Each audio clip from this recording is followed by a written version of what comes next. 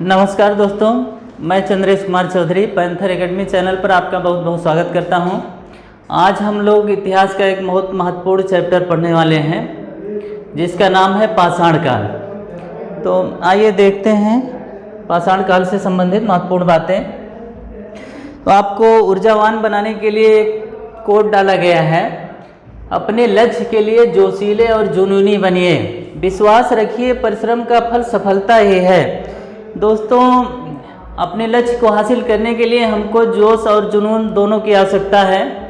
इस तरह नहीं होना है हमको कि जो है परीक्षा है तभी जो है हम मेहनत करें, परीक्षा ना रहे तो हम फिर सो जाएं। इस प्रकार से हमको पढ़ाई नहीं करना है। तो आइए देखते हैं। तो सर्वप्रथम हम देखते हैं कि इतिहास एक फैक्ट्स जो आपकी परीक्षा में कभी कभी पूछा जाता है कि इतिहास के पिता इतिहास के जनक किसे कहा जाता है। तो इतिहास के पिता इतिहास के पिता हेरोडोटस को कहा जाता है। अब इसको कैसे याद रखेंगे? तो एच से हिस्ट्री और एच से हेरोडोटस, या ऐसा मान के चलिए कि हीरो ही इतिहास रचता है। तो हेरोडोटस को इतिहास का पिता या इतिहास का जनक माना जाता है। इसने 5वीं सदी ईसा पूर्व में हिस्टोरिका नामक एक पुस्तक लिखा। ये यूनानी लेखक थे। अगला महत्वपूर्ण बिंदु हम लोग ये पढ़ेंगे कि स्रोत के आधार पर, दोस्तों स्रोत या लेखन प्रणाली के आधार पर इतिहास को हम 3 भागों में बांटकर अध्ययन करते हैं। स्रोत या लेखन प्रणाली के आधार पर हम इतिहास को 3 भागों में बांटकर अध्ययन करते हैं। नंबर 1 प्रागैतिहासिक काल, नंबर 2 आद्य ऐतिहासिक काल, नंबर 3 ऐतिहासिक काल। प्रागैतिहासिक काल को हम लोग इंग्लिश में, इसकी इंग्लिश भी थोड़ा सा जानना हम लोगों को आवश्यक है। प्रागैतिहासिक काल को प्री हिस्टोरिकल पीरियड भी कहा जाता है। प्रागैतिहासिक काल को प्री हिस्टोरिकल पीरियड इंग्लिश में कहा जाता है। आद्य ऐतिहासिक काल को प्रोटो हिस्टोरिकल पीरियड कहा जाता है। ऐतिहासिक काल को इंग्लिश में हिस्टोरिकल पीरियड कहा जाता है। दोस्तों, हमें इससे कंफ्यूज नहीं होना है कि ये लेखन प्रणाली के आधार पर 3 भाग में बांटते हैं, प्रागैतिहासिक काल, आद्य ऐतिहासिक काल, ऐतिहासिक काल। लेकिन अगर अध्ययन के, जब हम लोग किताबों में पढ़ते हैं कि अध्ययन के दृष्टि से हम लोग ऐतिहासिक काल को ही 3 भागों में बांटते हैं, प्राचीन इतिहास, मध्यकालीन इतिहास और आधुनिक भारत का इतिहास। तो वो अध्ययन की दृष्टि से है, लेकिन यहाँ लेखन प्रणाली या स्रोत के आधार पर हम लोग इतिहास को 3 भागों में बांटते हैं। अब प्रागैतिहासिक काल किन आधारों पे हम लोग अलग करते हैं? तो प्रागैतिहासिक काल में पुरातात्विक साक्ष्य मिले। प्रागैतिहासिक काल में पुरातात्विक साक्ष्य मिला है। प्रागैतिहासिक काल में पुरातात्विक साक्ष्य मिला है, लिखित साक्ष्य नहीं मिला है। अगर आपसे कोई पूछे कि प्रागैतिहासिक काल किसे कहा जाता है, तो आप बताएंगे ऐसा काल जिसका अध्ययन पुरातात्विक स्रोतों के आधार पर किया जाता है, लिखित साक्ष्य उपलब्ध नहीं है। ऐसे काल को प्रागैतिहासिक काल कहते हैं। दूसरा, आद्य ऐतिहासिक काल। आद्य ऐतिहासिक काल में भी पुरातात्विक साक्ष्य मिला है, लिखित साक्ष्य मिला है, परंतु अभी तक पढ़ा नहीं जा सका है। लिखित साक्ष्य मिले हैं लेकिन अभी तक पढ़ा नहीं जा सका है। यहाँ लिखित साक्ष्य मिला ही नहीं है। तो ऐसा काल जिसका अध्ययन हम पुरातात्विक साक्ष्यों के आधार पर ही करते हैं, लिखित साक्ष्य उपलब्ध है लेकिन हम लोग पढ़ नहीं पाए हैं अभी तक, तो ऐसे काल को आद्य ऐतिहासिक काल के अंतर्गत रखा जाता है। दूसरा, ऐतिहासिक काल। ऐतिहासिक काल में भी जो विशेषता है, ये भी पुरातात्विक साक्ष्य मिला है, यहाँ लिखित साक्ष्य मिला भी है और पढ़ा भी गया है। ऐतिहासिक काल में लिखित साक्ष्य से मिला है और पढ़ा भी गया है और पुरातात्विक साक्ष्य से भी मिला है। अब दोस्तों आप लोग सोच रहे होंगे पुरातात्विक साक्ष्य क्या है। पुरातात्विक साक्ष्य जैसे भवन हो गए, पुराने भवन जो मिले हैं, अभिलेख जो मिले हैं, सिक्के मिले हैं, जो औजार मिले हैं, जैसे मतलब पत्थर के औजार, तांबे के औजार, लोहे के औजार, ये सब अलग अलग काल में अलग अलग मिले हैं। जैसे यहाँ केवल पत्थर के औजार ही मिले हैं और यहाँ जो है तांबे के औजार भी मिलने लगे हैं। यहाँ जो है लोहे के और तांबे के अनेक धातुओं के औजार मिलने लगे हैं। तो अब हम प्राग ऐतिहासिक काल के अंतर्गत हम लोग अध्ययन करते हैं पाषाण काल का। प्राग ऐतिहासिक काल के अंतर्गत हम लोग अध्ययन करते हैं पाषाण काल का। अब पाषाण काल इसे क्यों कहा जाता है? पाषाण काल इसलिए कहा जाता है क्योंकि इस समय सभी औजार या हथियार वगैरह जो है पत्थर के बनाए जाते थे, इसलिए इस काल को हम पाषाण काल कहते थे। और आद्य ऐतिहासिक काल के अंतर्गत हम लोग अध्ययन करते हैं हड़प्पा काल का। और ऐतिहासिक काल जो है वैदिक काल से प्रारंभ होकर अभी तक चला आ रहा है ऐतिहासिक काल के अंतर्गत। अब पाषाण काल से संबंधित एक क्वेश्चन इसमें जो है पत्थरों के औजार का प्रयोग किया गया, इसलिए इस काल को पाषाण काल कहते हैं। एक क्वेश्चन आपके परीक्षा में पूछा जा सकता है कि हड़प्पा काल है, या पूछा जाता है, एक क्वेश्चन आपके परीक्षा में पूछा जाता है कि हड़प्पा काल है, तो हड़प्पा काल है उसमें विकल्प देगा लौह युगीन, पाषाण युगीन। तो हमको जो है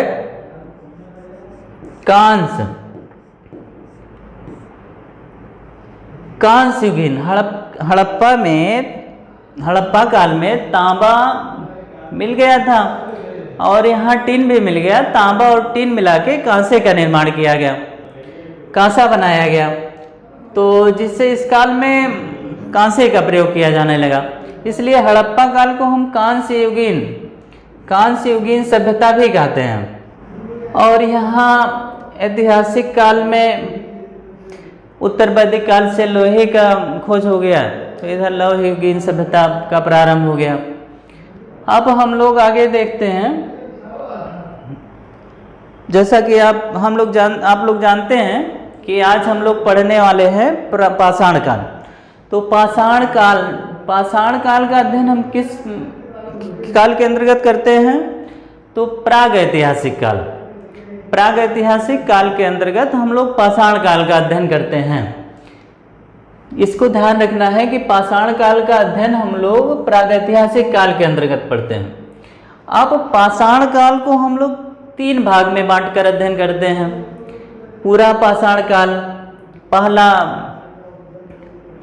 पूरा पाषाण काल, दूसरा मध्य पाषाण काल, तीसरा नव पाषाण काल। पूरा पाषाण काल को इंग्लिश में हम लोग कहते हैं पैलियोलिथिक पीरियड, मध्य पाषाण काल को इंग्लिश में कहते हैं मेजोलिथिक पीरियड, नव पाषाण काल को कहते हैं नियोलिथिक पीरियड।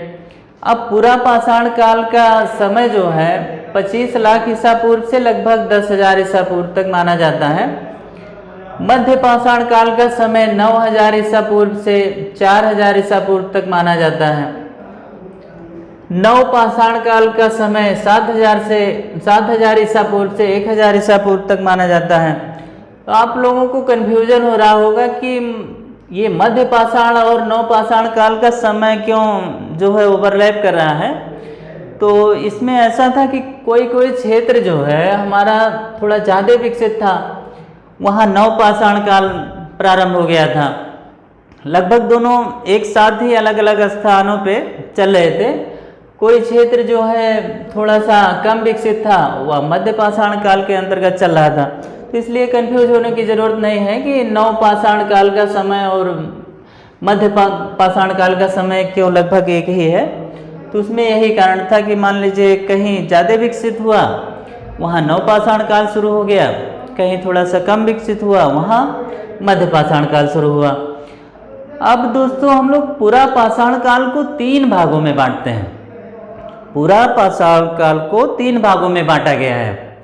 पहला पूर्व या निम्न पूरा पाषाण काल, पहला पूर्व या निम्न पूरा पाषाण काल, दूसरा मध्य पूरा पाषाण काल, तीसरा उच्च पूरा पाषाण काल।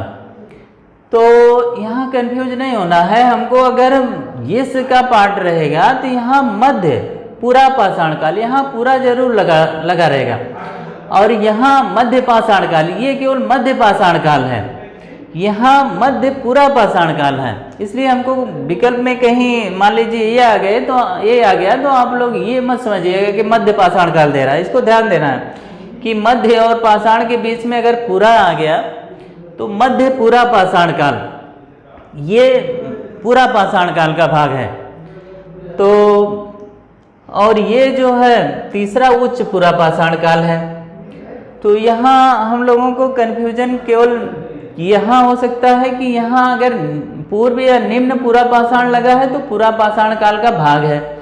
मध्य पूरा पाषाण काल, पूरा जरूर पढ़ना है हमको। मध्य पूरा पाषाण काल लगा है तो हम लोग समझ जाएंगे कि पूरा पाषाण काल का एक भाग है। उच्च पूरा पाषाण काल, तो यहाँ ये इसको केवल इतना ही जान लेना है हम लोगों को कि पूरा पाषाण काल 3 भागों में बांटा गया है, और तीनों भाग कौन कौन से हैं, बस केवल इतना ही जान लेना है और ज़्यादा डीप जाने की ज़रूरत नहीं है। हाँ ये दोस्तों एक चीज़ आप लोगों को कंफ्यूज हो रहा होगा, जैसे कुछ नए बच्चे जो नहीं जानते होंगे कि ईसा पूर्व क्या है और ईसवी क्या है, तो हम लोग थोड़ा सा समझ लेते हैं एक लाइन कि ईसा पूर्व क्या है और ईसवी क्या है। तो ईसा पूर्व और ईसवी,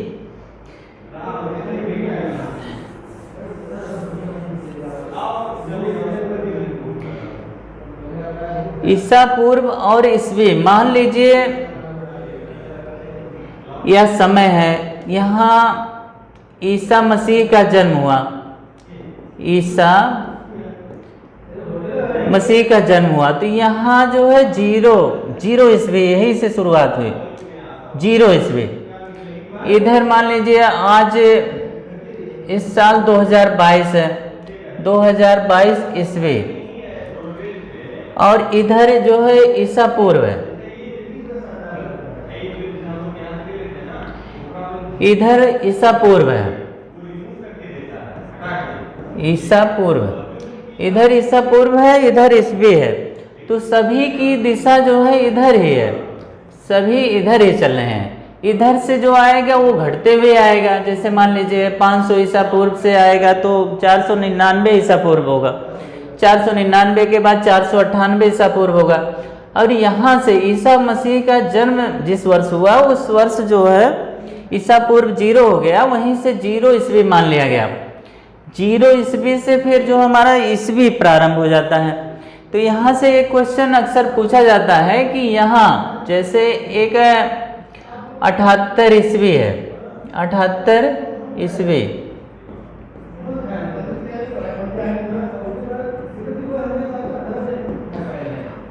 ईस्वी में कनिष्क ने शक संवत प्रारंभ किया था। 78 ईस्वी में कनिष्क ने शक संवत प्रारंभ किया था, और यहाँ लगभग 57 ईसा पूर्व, 57 ईसा पूर्व में एक विक्रम संवत का प्रारंभ हुआ था। तो कभी कभी यहाँ पूछ लेता है कि जो है मान लीजिए आपको ईस्वी दे दिया तो आपसे पूछ ले कि इसका विक्रम संवत होगा, तो ईस्वी में विक्रम संवत, जैसे मान लीजिए 2022 को अगर विक्रम संवत में बदलना हो तो 57 जोड़ना पड़ेगा। क्यों जोड़ना पड़ेगा कि ईस्वी तो हमारा यहीं से स्टार्ट हो रहा है, ईसा पूर्व यहाँ से स्टार्ट हो रहा है, तो हमको ईस्वी से अगर इस विक्रम संवत में बदलना है तो जो है हमको यहाँ तक लेना पड़ेगा ना। तो 2022 प्लस 57, तो 7 2 9 और 5 2 7, 2079 विक्रम संवत ये कहलाएगा। विक्रम संवत 2079 विक्रम संवत कहलाएगा। अब इसको इसलिए हमको जानना आवश्यक है कि चूंकि जैसे कभी सरकारी भवन, जैसे तहसील हुआ या कोई भी सरकारी भवन हुआ, वहाँ सरकार द्वारा विक्रम संवत भी लिखाया जाता है। अगर आप अपने तहसील पे जाएंगे तो वहाँ लिखा मिलेगा कि जो है ये विक्रम संवत फला। तो विक्रम संवत अगर लिखा जा रहा है तो मतलब कि 57 ईसा पूर्व जोड़ के लिखा जा रहा है। अगर आपको ईस्वी से शक संवत में बदलना है तो 2022 से फिर जो है 2022 से 78 घटा देंगे, क्योंकि शक संवत यहाँ से शुरू हो रहा है, ईस्वी हमारा यहाँ से शुरू हो रहा है, तो ये जो है इतना घटा देंगे तो हमारा निकल जाएगा शक संवत। तो 12 में से 8 गए 4, 11 में से 7 गए 4, 20, तो 1940 शक संवत हुआ। शक संवत 1940 हुआ। अब कभी आपसे पूछ ले कि विक्रम संवत और शक संवत के बीच में कितना अंतर है, कितने वर्षों का अंतर है, तो हम जो है यहाँ से जोड़ लेंगे 57 ईसा पूर्व ए 78 ईस्वी ए, तो जो दोनों जोड़ लेंगे 78 ईस्वी प्लस 57 ईसा पूर्व, दोनों जोड़ लेंगे तो ये 135 वर्ष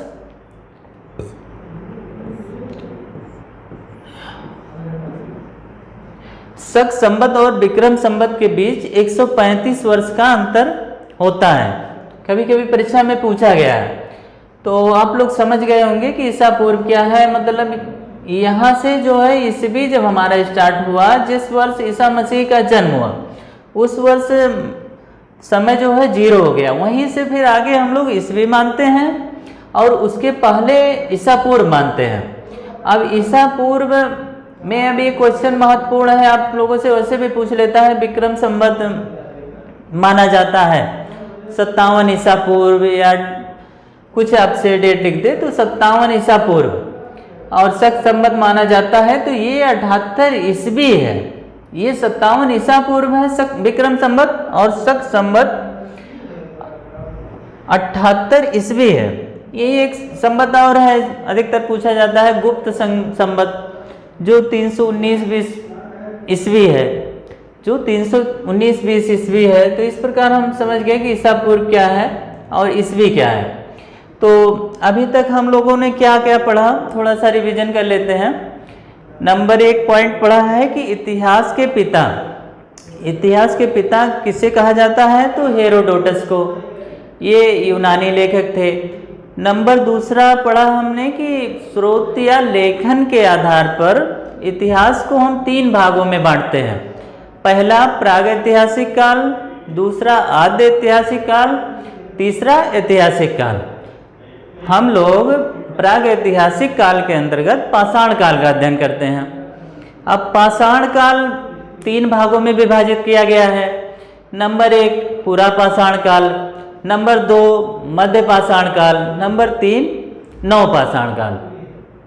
पूरा पाषाण काल को भी 3 भागों में बांटा गया है। पहला पूर्व या निम्न पूरा पाषाण काल, दूसरा मध्य पूरा पाषाण काल, तीसरा उच्च पूरा पाषाण काल। तो हम लोगों ने यहाँ तक देख लिया। अब आगे देखते हैं कुछ पूरा पाषाण काल। पूरा पाषाण काल से संबंधित महत्वपूर्ण बातें जो हमें याद रखना है। तो पूरा पाषाण काल को इंग्लिश में क्या कहते हैं, पैलियोलिथिक पीरियड। हम लोग आगे पाषाण काल का पहला भाग देखेंगे, पूरा पाषाण काल। अब पूरा पाषाण काल से संबंधित मुख्य बातें, जैसे पूरा पाषाण काल या मध्य पाषाण काल, दोनों में ही मानव जो है खाद्य संग्राहक था, आखेटक था। तो भाई उस समय खेती बाड़ी नहीं हो रहा था, तो खाद्य संग्राहक रहेगा ही और आखेटक भी रहेगा। तो अब हम लोग जो है पूरा पाषाण काल से संबंधित मुख्य बातें देखते हैं।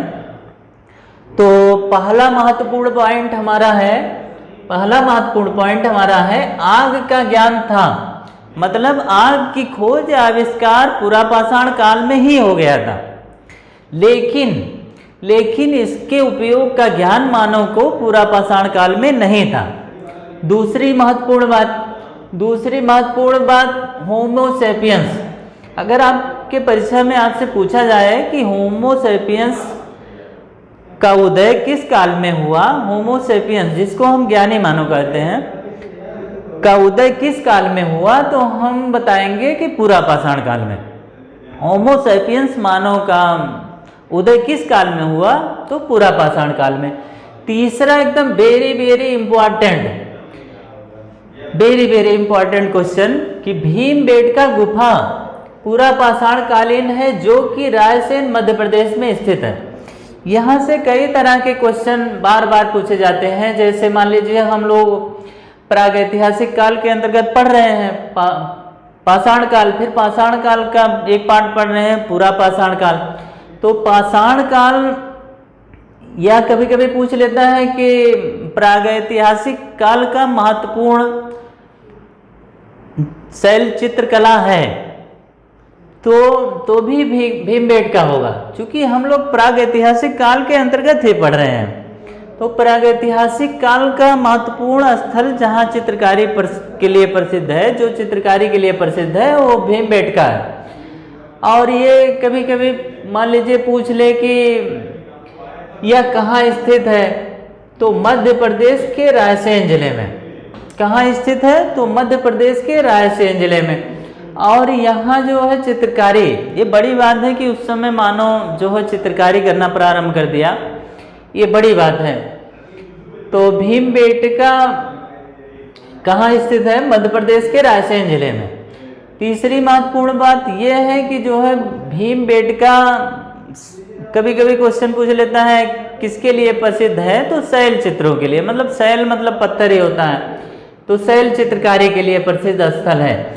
ये समझ लीजिए कि आप लोगों को पाषाण काल में एक भीमबेटका स्थल ही ऐसा मिला है कि जहाँ जो है चित्रकारी, गुफा में चित्रकारी की गई है, इसलिए बहुत बार पूछा गया है, तो आप लोग इसको ध्यान रखेंगे।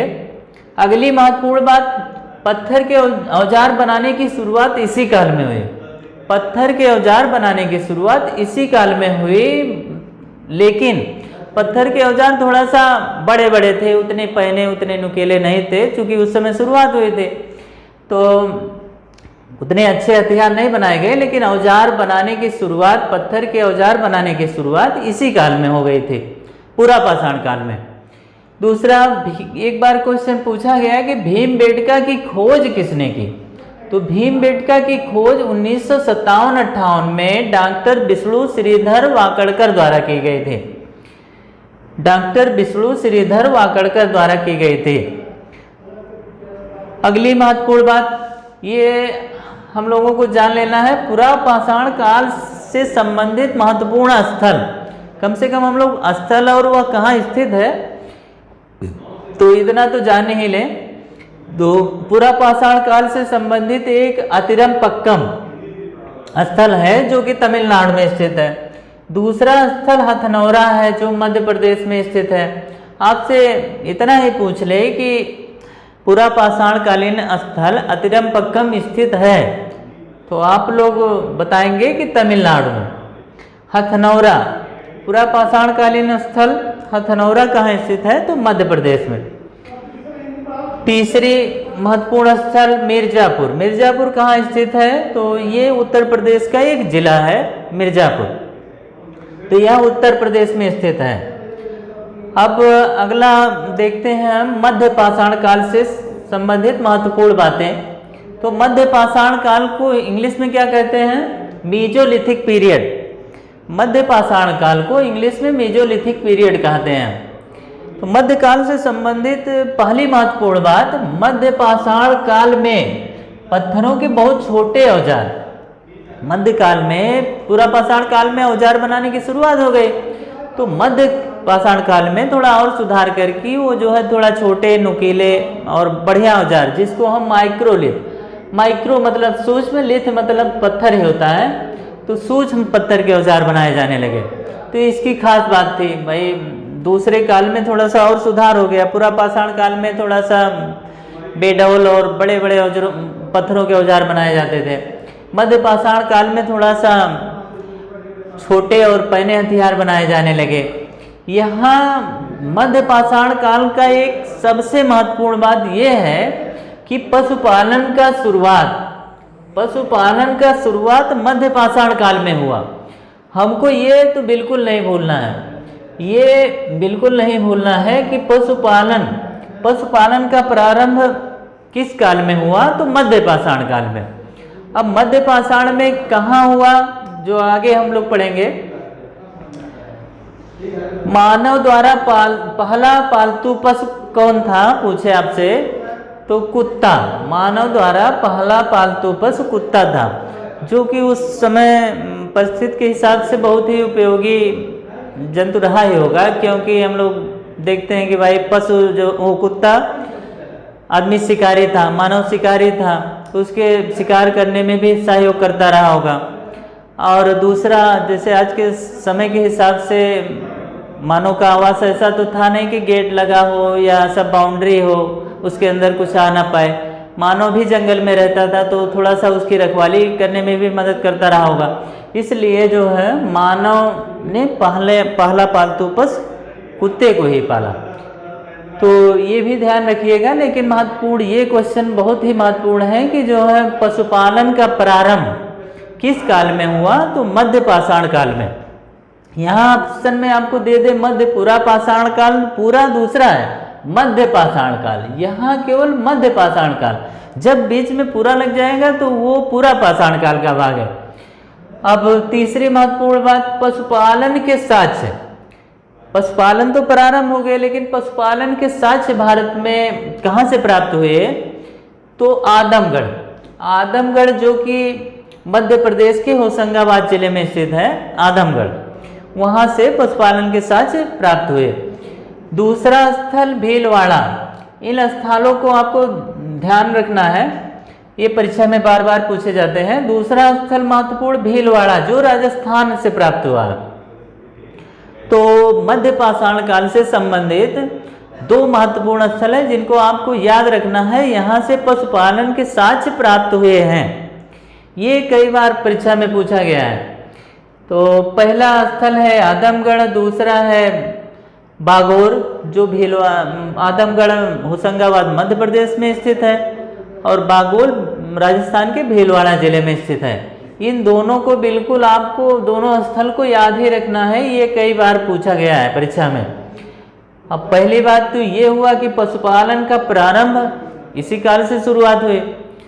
हालांकि थोड़ा सा व्यवस्थित नवपाषाण काल में हुई, लेकिन पशुपालन का प्रारंभ मध्य पाषाण काल से ही शुरू हुआ। अब शुरू हो गया तो उसका साक्ष्य हमको कहाँ से मिले हैं, तो आदमगढ़ और बागोर से। इन दोनों स्थलों का नाम बिल्कुल हमको नहीं भूलना है। अब अगली महत्वपूर्ण बात, मध्य पाषाण कालीन स्थल महदहा, जो कि प्रतापगढ़ जिला उत्तर प्रदेश में स्थित है। मतलब महदहा उत्तर प्रदेश के प्रतापगढ़ जिले में एक स्थल है, जहाँ से हड्डी एवं सींग से निर्मित उपकरण प्राप्त हुए। मानव थोड़ा सा और विकास कर गया, यहाँ जो है हड्डी एवं सींग से निर्मित उपकरण भी बनाने लगा। वहाँ तो पूरा पाषाण काल में मानव केवल पत्थरों का औजार बनाता था, यहाँ जो है थोड़ा सा हड्डी एवं सींग से निर्मित उपकरण भी बनाने लगा, जो हमको कहाँ से मिले हैं, महदहा से। ये हमको ध्यान रखना है, ये भी कई बार पूछा गया है। इसमें कोई लाइन ऐसा नहीं है कि जहाँ से क्वेश्चन ना बने हों, इसलिए सभी लाइनें महत्वपूर्ण हैं, आप बिल्कुल ध्यान से पढ़िएगा। तो मध्य पाषाण काल से संबंधित महत्वपूर्ण स्थल, तो पहला स्थल लेखैया है। लेखैया कहाँ स्थित है, प्रयागराज में, उत्तर प्रदेश के प्रयागराज जिले में लेखैया स्थित है। दूसरा स्थल चौपानी मांडलो, ये भी प्रयागराज में है, वर्तमान प्रयागराज है और पहले इसका नाम इलाहाबाद था। तो वर्तमान प्रयागराज में चौपानी मांडलो भी स्थित है। सराय नाहर राय, महदहा, दमदमा, ये तीनों प्रतापगढ़ में, उत्तर प्रदेश के प्रतापगढ़ जिले में सराय नाहर राय, महदहा और दमदमा तीनों स्थल स्थित हैं। हमको इसको याद रखना है। अगला काल हम लोग पढ़ते हैं नवपाषाण काल। नवपाषाण काल को इंग्लिश में क्या कहा जाता है, नियोलिथिक पीरियड। अब नवपाषाण काल से संबंधित मुख्य बातें, पहिए का आविष्कार नवपाषाण काल में हुआ। दूसरी महत्वपूर्ण बात, कृषि की शुरुआत। यहाँ सबसे इम्पोर्टेंट बात है ये, यहाँ सबसे महत्वपूर्ण बात, वेरी इंपॉर्टेंट, कि कृषि की शुरुआत किस काल में शुरू हुई, कृषि की शुरुआत किस काल में हुई, तो नवपाषाण काल में। अब अगला महत्वपूर्ण बात, मानव द्वारा आग का सर्वप्रथम प्रयोग, जो हम लोग अभी देख चुके हैं कि मानव द्वारा आग की खोज पुरापाषाण काल में ही हो गया था, लेकिन मानव द्वारा आग का सर्वप्रथम प्रयोग कह रहा है तो प्रयोग करना नवपाषाण काल में सीखा। अब नवपाषाण काल में कैसे पता चला होगा, हो सकता है किसी जंगल में आग लग गए हों और वहाँ से कुछ पशु वगैरह जले हों, तो मानव ने उसको खाया हो तो उनको अच्छा लगा हो, तो समझ में आ गया हो कि जो है कि ये आग जो है, तो मानव द्वारा आग का सर्वप्रथम प्रयोग नवपाषाण काल में किया गया था। इस काल में लोग अस्थायी रूप से बसने लगे थे। नवपाषाण काल में लोग अस्थायी रूप से बसने लगे थे। तो जैसा हम देख रहे हैं कि जो है कृषि की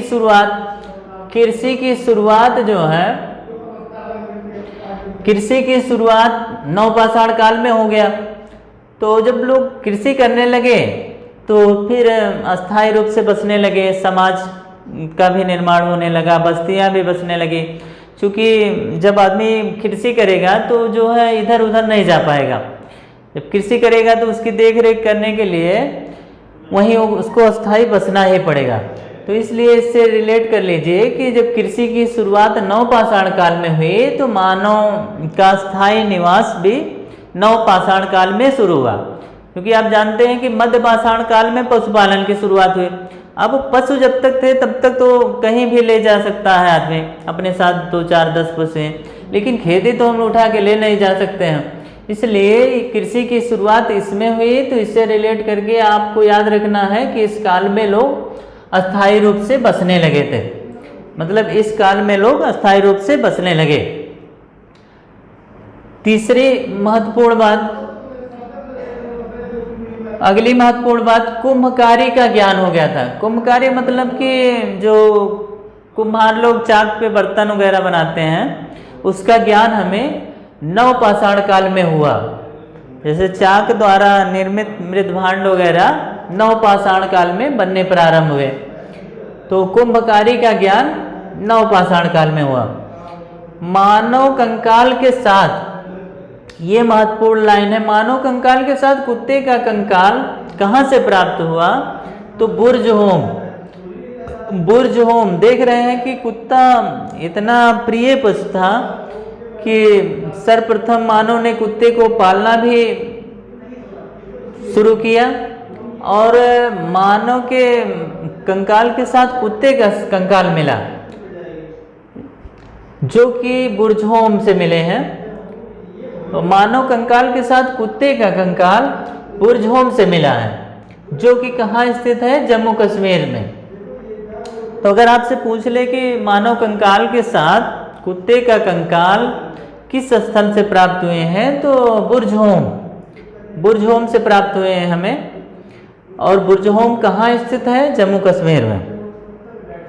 अगली महत्वपूर्ण बात, गर्तावास के साक्ष्य कहाँ से मिले हैं, तो बुर्ज होम से 2 बातें महत्वपूर्ण हुई हैं, 2 चीज महत्वपूर्ण मिले हैं। नंबर 1 बात, मानव कंकाल के साथ कुत्ते का कंकाल। नंबर 2 गर्तावास। गर्तावास का मतलब कि गड्ढे में आवास, मतलब कि गड्ढे में वहाँ लोग घर बनाते रहे होंगे। हो सकता है कि ठंड वंड से बचने के लिए वो सब पहले गड्ढा खोदते रहे होंगे और उसमें घर बनाते रहे। तो गर्तावास के साक्ष्य भी हमें कहाँ से मिले हैं, बुर्ज होम। और बुर्ज होम आपको पता है कि जम्मू कश्मीर में स्थित है। नवपाषाणिक स्थल गुफ कराल, जिसका क्या अर्थ है, जिसका अर्थ है कुम्हार की गुफा। ये कहाँ स्थित है, तो जम्मू कश्मीर में स्थित है। आइए देखते हैं नवपाषाण काल से संबंधित महत्वपूर्ण स्थल। तो नवपाषाण काल से संबंधित महत्वपूर्ण स्थल दो देशों में इस समय बटे हैं। पहला पाकिस्तान में भी स्थित है, दूसरा भारत में स्थित है। तो पहला हम देखते हैं पाकिस्तान में स्थित नवपाषाण कालीन स्थल कौन कौन से हैं। तो मेहरगढ़ जो ही महत्वपूर्ण, जो कि एक बहुत महत्वपूर्ण स्थल था। राना गुंडई, मुगल गुंडई, पेरियानो गुंडई, डाबरकोट आदि, तो ये सब स्थल पाकिस्तान में स्थित है जो नवपाषाणिक स्थल हैं।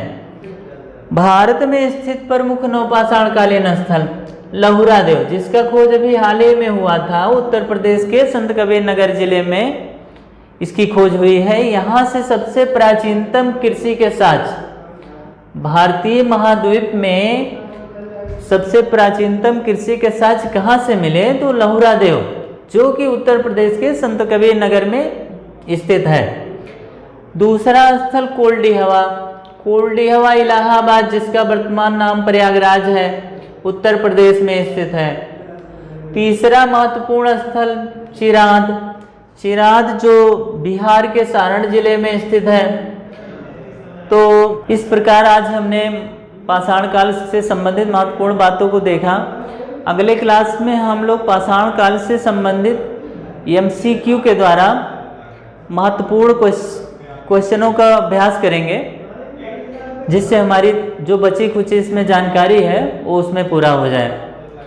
धन्यवाद।